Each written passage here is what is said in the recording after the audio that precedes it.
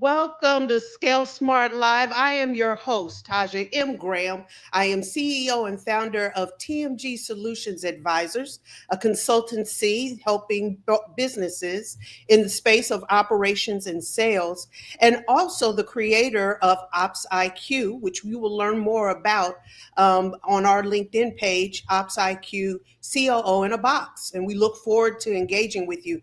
But I am so thrilled about tonight. We have a wonderful guest this evening, Dr. Dawn-Nicole McIlwain. She is a CEO. She is a founder of ProcuraFind. She is a award-winning entrepreneur. She is also a doctorate of humanities, and definitely someone that I consider a dear friend. I am so delighted to have her here tonight to talk about how to scale in the space of procurement and win big contracts and what it will take for you to be able to do that. So I'm thrilled to have her not only as our guest, but also she is the inspiration really behind Ops IQ. She's the reason why I took this venture to move it forward. So welcome, Dr. Dawn-Nicole McIlwain. Oh my gosh. First of all, thank you. Thank you. I did not pay her for that, but that was amazing. And you know what? You remind me that I'm the inspiration, and that makes me feel good every time because it makes me feel like my work has impact. Welcome, Taja, and welcome to our audience. Hello. Absolutely, absolutely. This lady here is so phenomenal in helping businesses across the country, 28 states, members all over in those states actually engage in the space of procurement. I could not have gone much further in this show without having her as our guest. I shared that on LinkedIn. So we are so glad to have you tonight to talk about the $1 million connection, fueling business growth through strategy. Yes. Ooh, Yes. I'm excited to talk about it. You know, strategy is my jam. So we're going to get into it tonight. Well, before we get started, we gotta talk about your visionary work and what you do in making impact with ProcuraFind and the CARES program that you've created. So please share with us what that's about. Yeah. And again, thank you for the opportunity, Taja. So Dr. Dawn-Nicole McIlwain, CEO of ProcuraFind. And simply put, ProcuraFind is an online community, an online platform that develops and connects small to medium-sized businesses to corporate contracts faster. And we got started, Taja, because much like many of these small businesses, I kind of stumbled into contracting by accident, like back in 2022, 2021 timeframe. And I had a great life, and, you know, made a lot of good money, lots of connections, and then started to feel bad that many other small businesses across the nation who deserved the same opportunity didn't have the chance. They didn't have the access. And so I stopped the work that I was doing at the time, created ProcuraFind to be a first of its kind platform, online supplier community. And in that time, we've helped businesses secure 4.75 million in contracts. And we've been able to bring on the nation's top brands. So I'm really proud of that work. But then, Taja, to your point on the CARES framework, we quickly found out it wasn't enough to just connect these small businesses. They needed to be developed up and ready to compete. Companies didn't just want a small business who, you know, was just kind of all right. They wanted the best of the best. And so that's where the CARES framework came in, contract awareness, readiness education for small businesses. So, yeah. Oh, wow. Tell us a little bit about what was the roadmap that led you to this? What were you experiencing in your journey that made you to make this decision to incorporate this as a business? Yeah. You know what's really interesting? A lot of people don't realize this until we get into it. But when I first started what was formerly Queen City Women in Business, because we're now ProcuraFind, we've rebranded. But when we started, that was our name, Queen City Women in Business. It literally was not designed at first to be a platform, a community at all. I thought the answer was events, right? So I was doing these big signature events where I was thinking, what if I could bring together my large corporate network? Because you have to think I had made a lot of friends in the corporate and government space. I kind of know a lot of people, right? Those who know me know that I don't meet a stranger. And I thought, what if I bring together the small businesses who want to know them, and I bring together the corporations who want to know the small businesses. That makes sense. So we started doing these huge events, and they were wildly successful, Taja. Like I never saw it as a business though. Like this is who I was as a human, as a friend. I was just I was a connector, right? I wanted to see people win.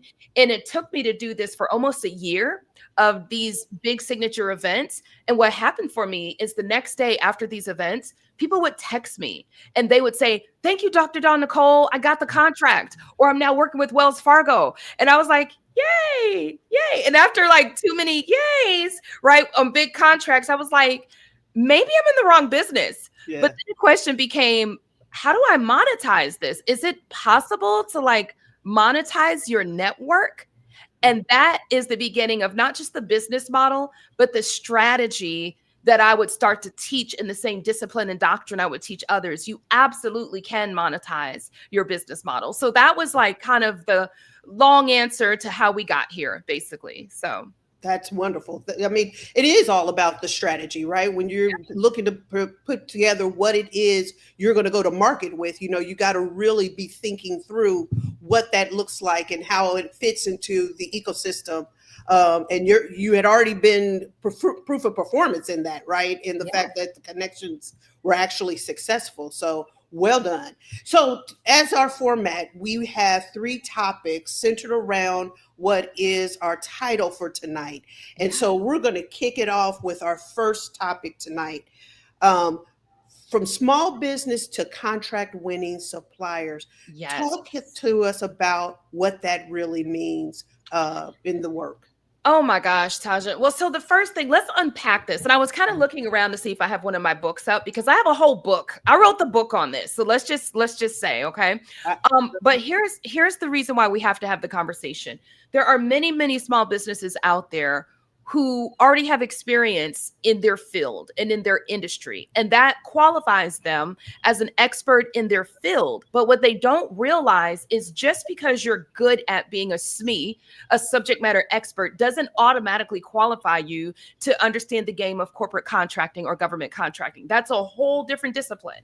Mm-hmm. And so when we talk about the mindset shift of going from being a small business and being a good small business, like I'm not even putting shade on it. Like you can absolutely own your space of expertise, but that doesn't automatically mean you are ready to be a top contender as a contractor. That takes understanding the language, understanding the pricing differences, right? The way you would price for bulk, right, for a major corporation is not the same way you would price for another small business if you're selling to a small business. So what I found first and foremost, Taja, is that we have to do a mindset shift with these small businesses. It's not just making the connection and it's not just teaching the framework. It's really up here saying, I know you're used to using this word and this word works or this phrase, but you've got to restructure that for moving to corporations. And that's the part that we teach, is not just how to be good at what you do, but how to be a top tier contractor. We build world-class suppliers, and that definitely takes a shift.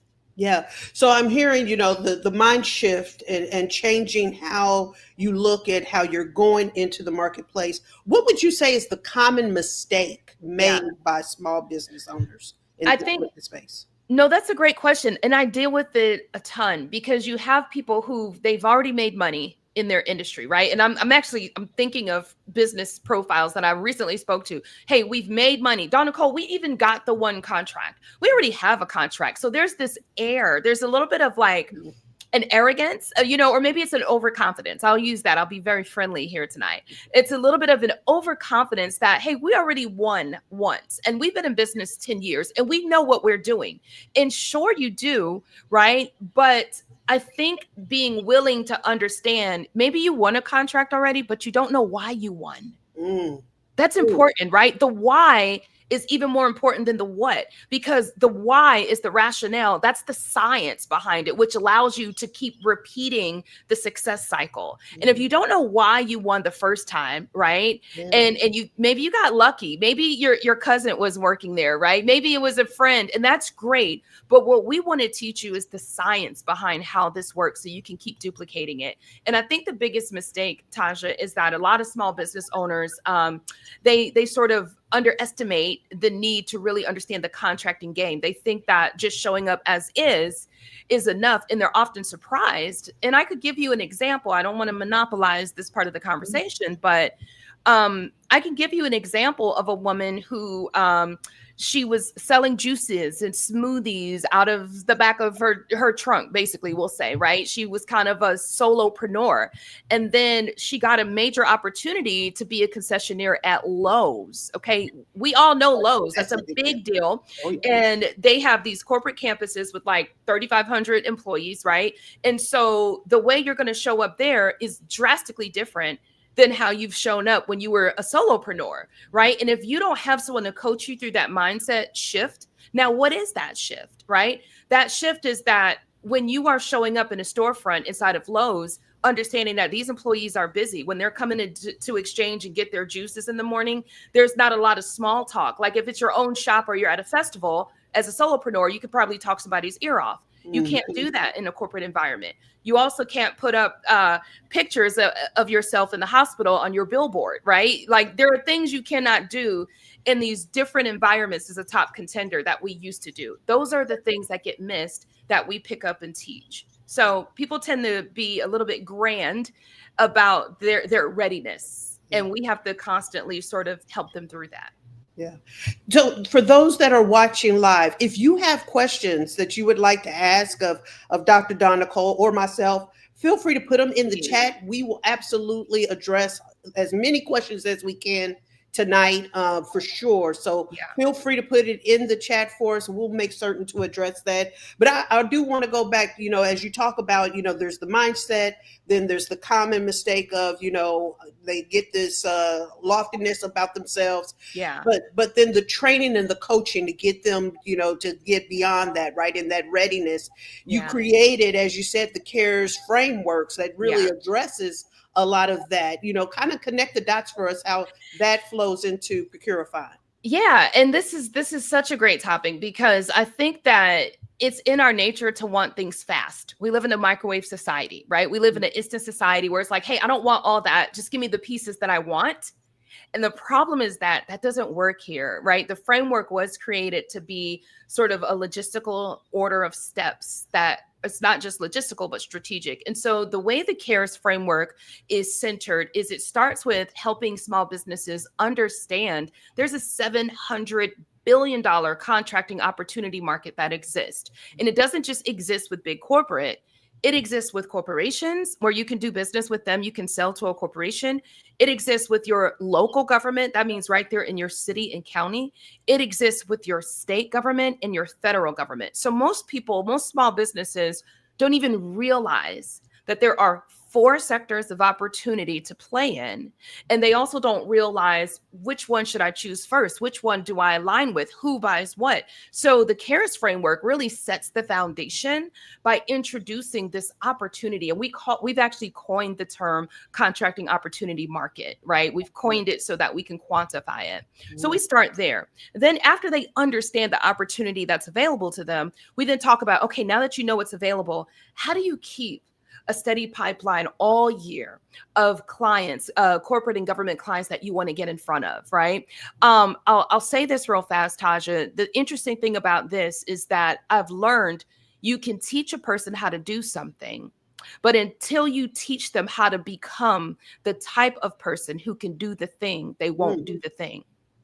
Now, I got to give credit to Myron Golden because that's his, right? He talks about not just doing the thing, but becoming the person to do the thing. And sometimes people resist becoming the person because I can give you a set of principles and a set of strategies to follow, but you actually have to train yourself to say, you know what, I'm going to do this. And here's how I'm going to do this. I'm going to make time weekly to reach out to these corporations. I'm going to actually make time. So a lot of people will have our strategies, Taja, but they won't carve out the time and sit in the seat to become the person who Mm, can do the thing. And so they don't do the thing.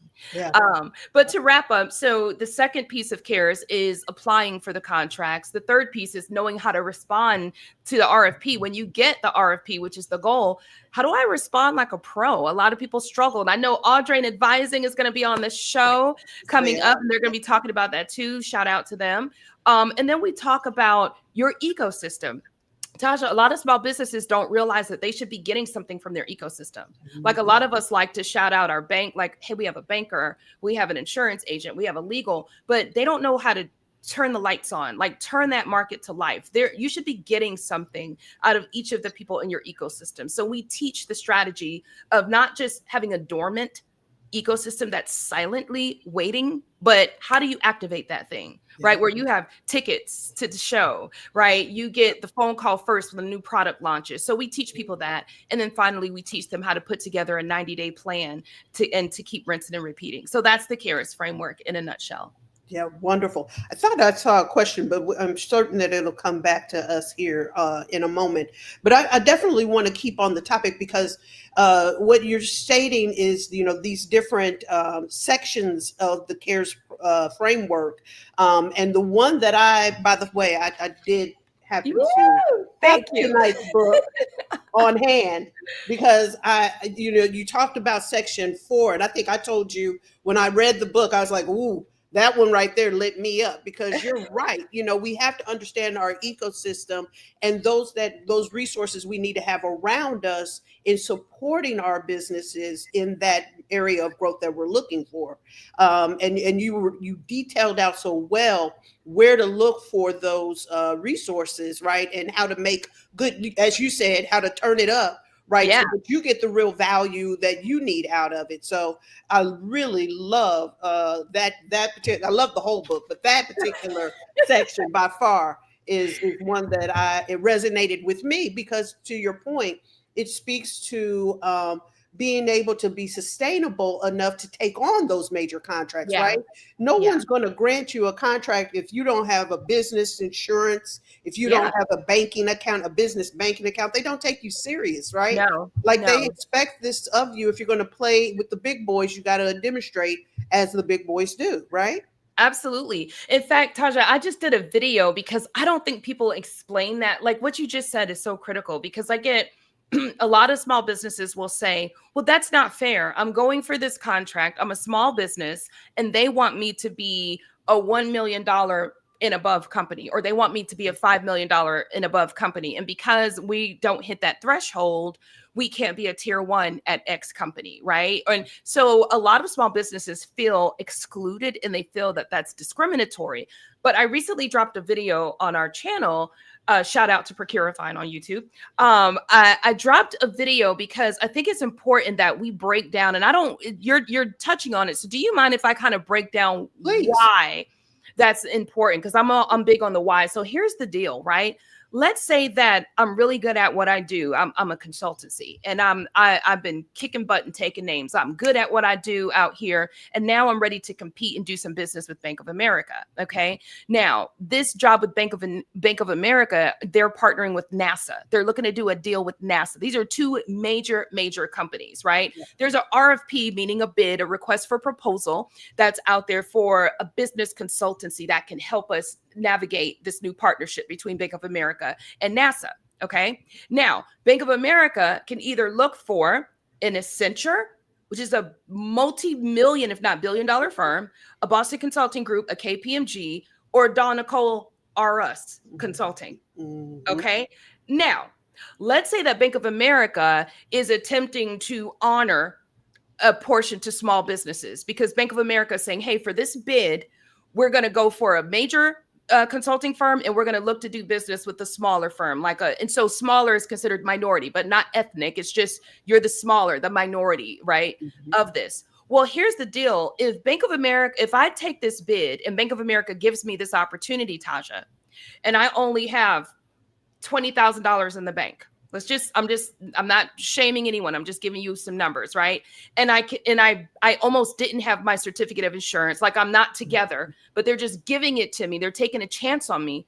Bank of America is taking a risk because to do a deal like this, it's going to say yes to the deal, it's going to cost me probably about 100,000 to 500,000 in expenses. I'm going to have to fly some places. I'm going to have to meet them. That's plane tickets, right? Air tickets, hotel, travel. I'm going to have to buy some things. I'm going to have to get a team because Bank of America is not just going to want to do business with me on this deal. I'm going to have to show that I've got people on my payroll. This all costs money. So if I don't have enough capital to say yes to the contract, I am a risk to Bank of America. And they've already identified this. This is why they put us in tiers and they say, hey, we're only entertaining consulting firms that are 5 million and above, because the runway to even say yes to this deal is 500,000 for what we're going to ask of you before you even make the 2 million.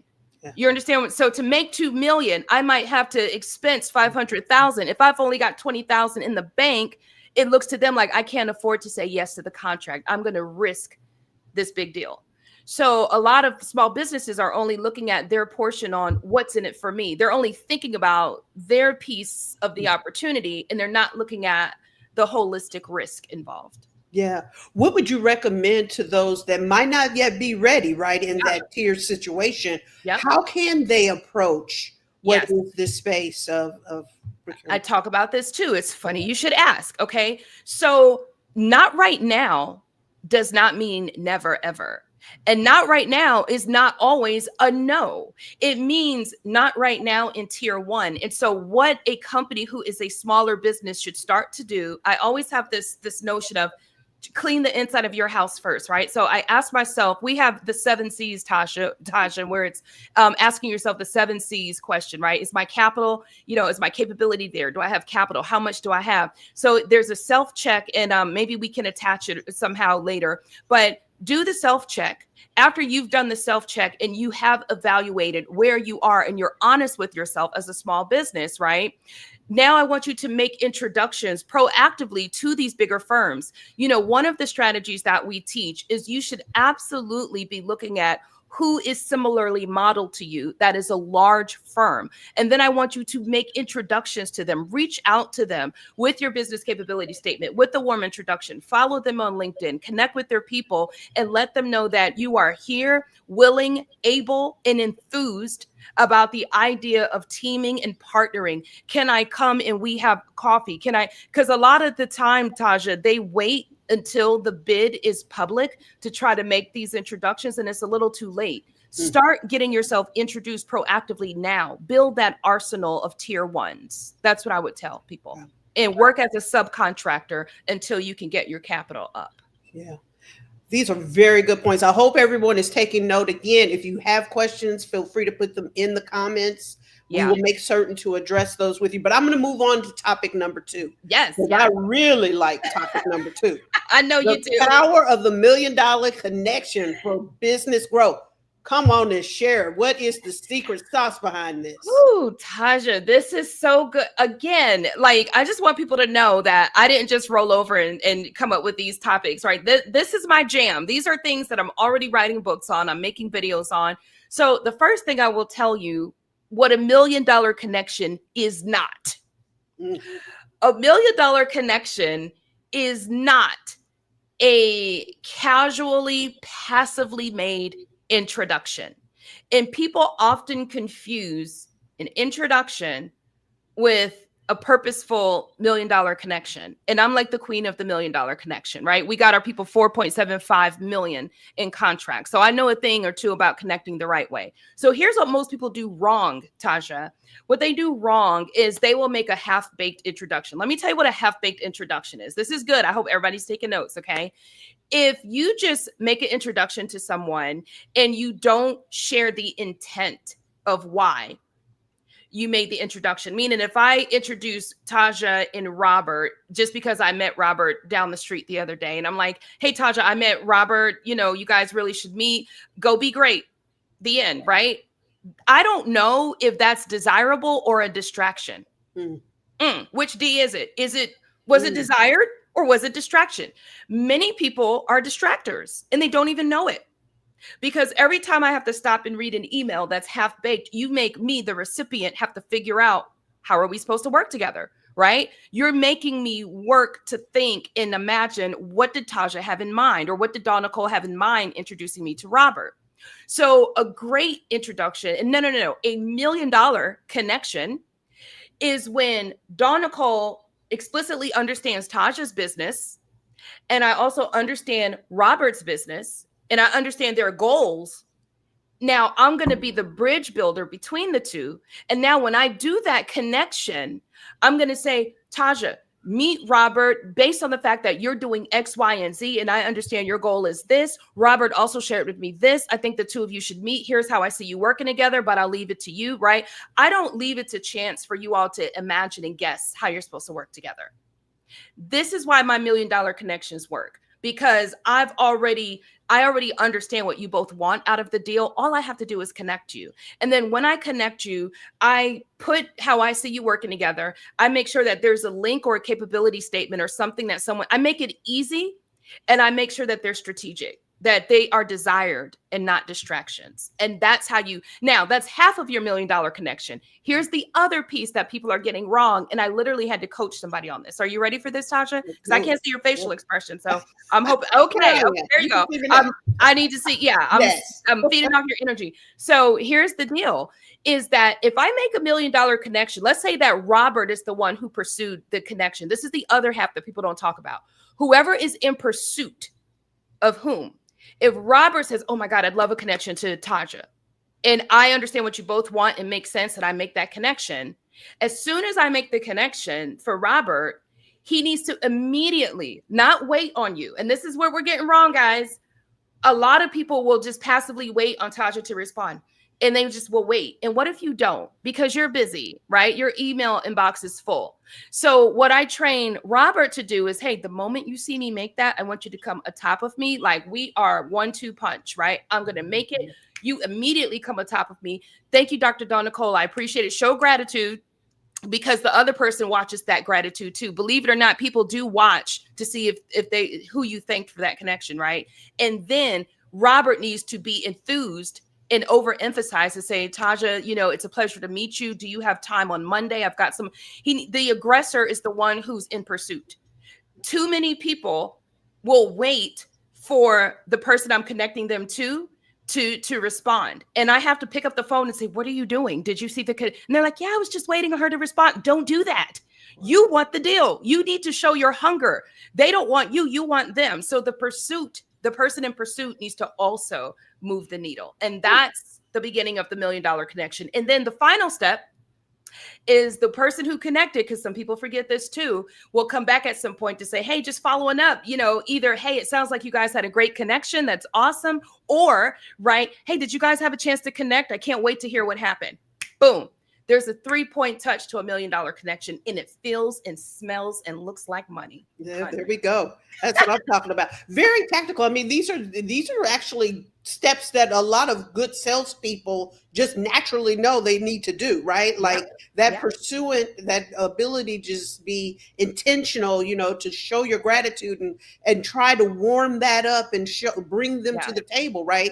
These are the ways that you go about any sales cycle. So this shouldn't be, a nuance just in this space, you would think, right? But it's oftentimes overlooked, right? It's overlooked. And I think the thing about this, people are a little bit too kind. And what I mean, and by kind, I mean, you're waiting, you're a little bit too patient, right? In this world, everybody's busy. People are getting 1 million emails. And so, and usually it's me coaching the small business saying, what are you doing? Did you see I made the connection? And she's like, oh, I was just going to wait until Tuesday. No. Do it now, right? Do it now. And I literally, Taja, true story, I've seen where I called the person and said, do it now. What are you waiting for? And they did it. And because I connected them 3 times to 3 different organizations. I won't say which ones because they don't know who I'm talking about. But they responded right away with the 1-2 punch. And the organization came back and said, oh my gosh, thank you. Yes, I can meet at the end of the month. Yes, I can meet. So they are waiting for you to be the aggressor if you are in pursuit of the connection. Yeah. Yeah, absolutely. Yeah. Michelle, thank you. This is absolutely a great topic, and I don't want to rush it, but I also know that we want to move on with what is our next topic. I see it, Takia. It is Hey, so glad to have Takia. you here. Absolutely. We love us some Takia. Absolutely. But before we leave off of this, because I do have one question, could you Yeah. talk both to what is the supplier as well Yes. as the buyer all the time? You're Yeah. in both camps having conversations all the time. What would you say most decision makers are looking for, but that supplier oftentimes overlooks? Oh my gosh, there's so many things, Taja, and I told you I was going to drop a spicy hot take on this. Ooh, So I give it I to may us. save it until when it's relevant. But so here's the thing. I think, well, the first barrier, I will say there's a couple of things, but barrier one that doesn't even get people in the front door is they're just not clear about what they do. And I know that sounds Mm, so rudimentary, so like second grade, but we have this belief system, the collective we, the small businesses, that we have to be sophisticated in high Harvard IQ in describing the smarter it is, the more it costs, right? It's very expensive, us. We're so grand, right? yeah. But all we do is we block ourselves out. Exactly, Layla. We block ourselves out because what happens is that if they don't know what you do and they can't articulate that, it will never make it back to the procurement person. Because in this world, Tasha,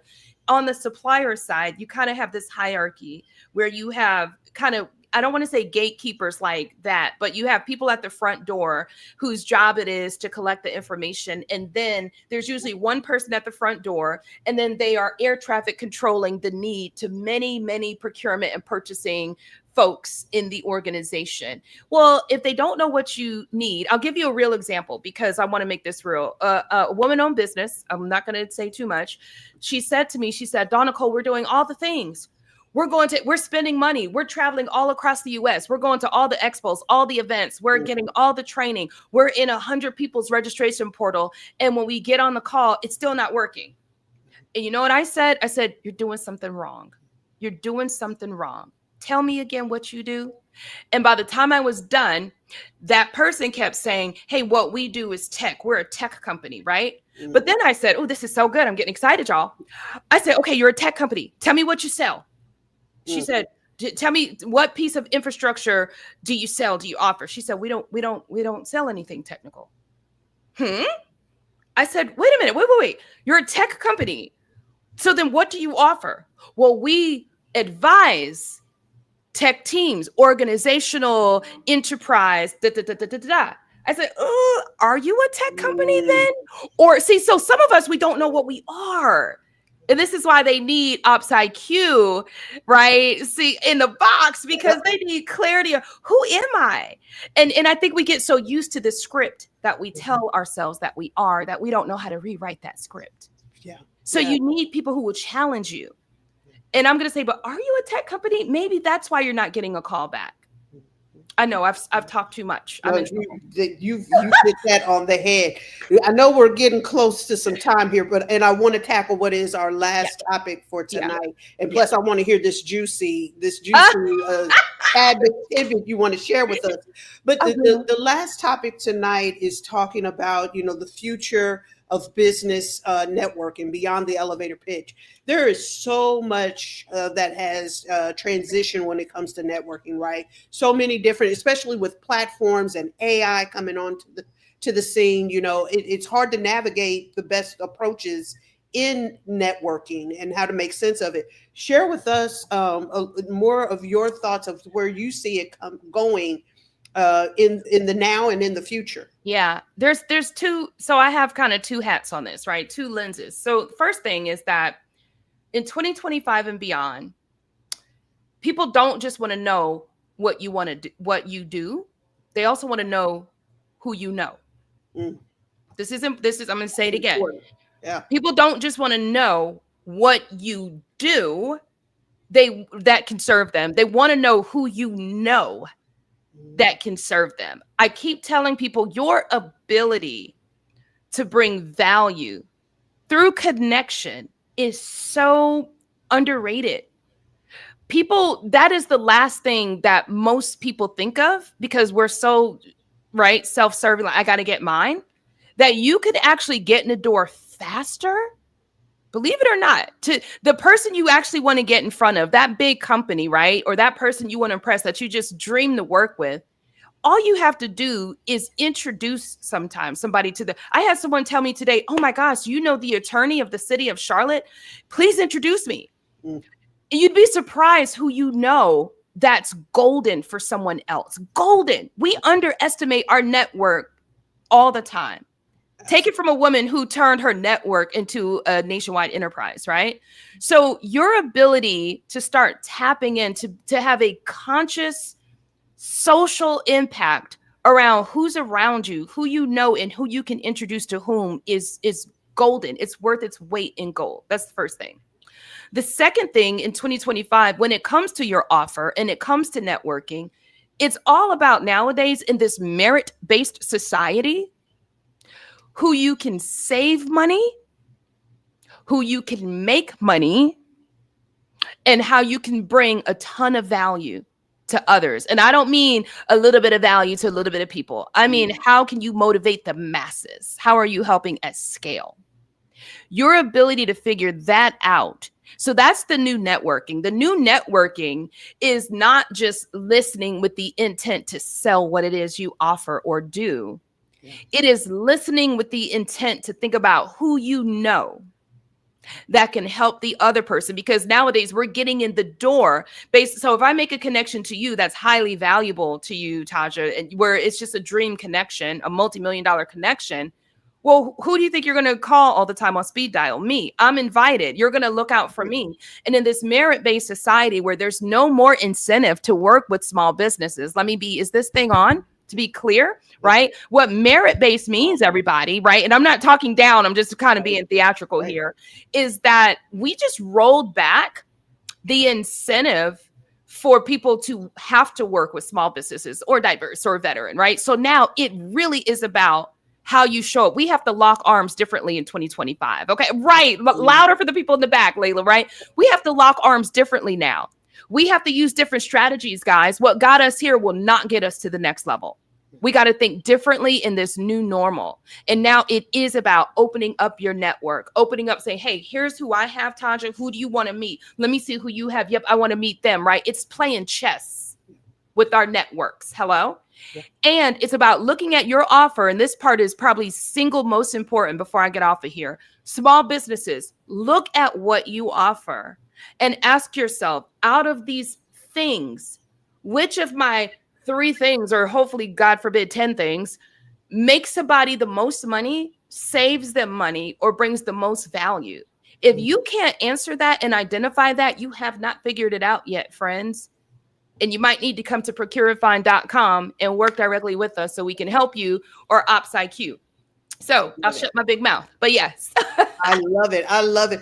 Before we come off that topic, though, do you think technology will be a differentiator when it comes to how we network or the approaches in our network? Are there things that we should be thinking about relative to technology, or in the let's be clear, with the mass exodus of executives that are happening in the workforce, and they now are leaning in on how do they become their own business entity?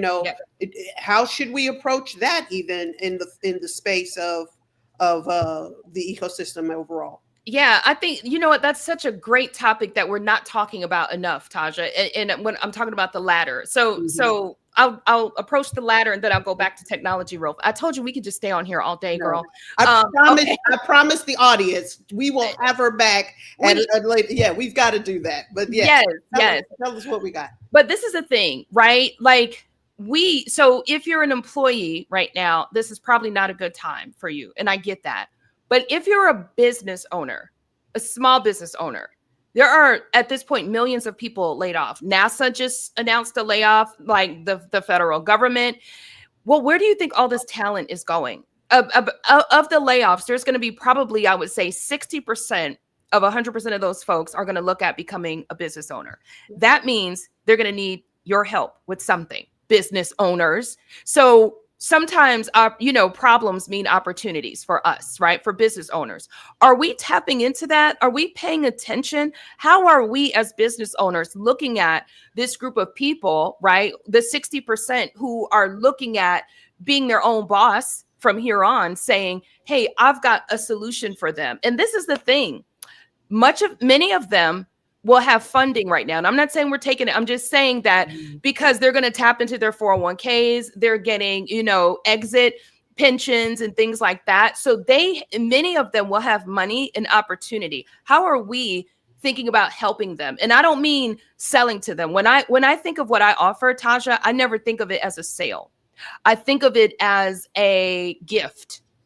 I'm giving, because if you have somebody who wants something in it, if you change your mindset and you look at Ops IQ as a gift. Absolutely. ProcuraFind is a gift. I'm going to help you. I'm going to connect you, develop you, and help you. So what gift do we have, right? That can help them. So I think that's the first thing. And then technology, real fast. There's all kind of technology and AI out there. At the very minimal, when it comes to networking, at least, Taja, we should be using AI, in how we networking. Like, for example, I see a lot of people do it wrong, where they will go to a networking event and then they collect all these cards and then they put together a campaign in their CRM after the fact. Well, if you know you're going to 5 networking events this month, be proactive at the top of the month, pre-build out these campaigns, put the CRM, put the emails together, lay it out. Know what you want out of each of these. If you're going to an event, why are you going? What is the, not result, but the outcome, which is different, right? I have a whole video on how results are different from outcomes. But anyway, there are so many ways to use AI, and you're going to have to bring me back for that, because I know. I tell you, I'm so grateful. I mean, the topic tonight overall has been wonderful. And I am grateful that you've come and shared your knowledge with us and the strategy and how to bring value to the table, both as that supplier, but also in your networking, right? Like how to make that connection meaningful in what you bring as well. So thank you, Dr. Dawn-Nicole McIlwain, for being our guest tonight. If you guys don't know about ProcuraFind, ProcuraFind.com. Make sure you go and check it out. You'll want to be a part of it. Again, it was the inspiration that brought me to Ops IQ. Ops IQ, COO in a box. Please follow us, comment, share, engage with us. And we look forward to seeing you next week. We will have Amber, Audrin, and Sonia Peters here with us from the Audrin Advising Group. They're going to share all things about operations. So Dawn-Nicole's telling you where we can get the money. They're going to share with you how to get yourself ready for that money. And I'm excited in all cases. So thank you again, Dr. Dawn-Nicole. We will see you guys again next week. Thank you.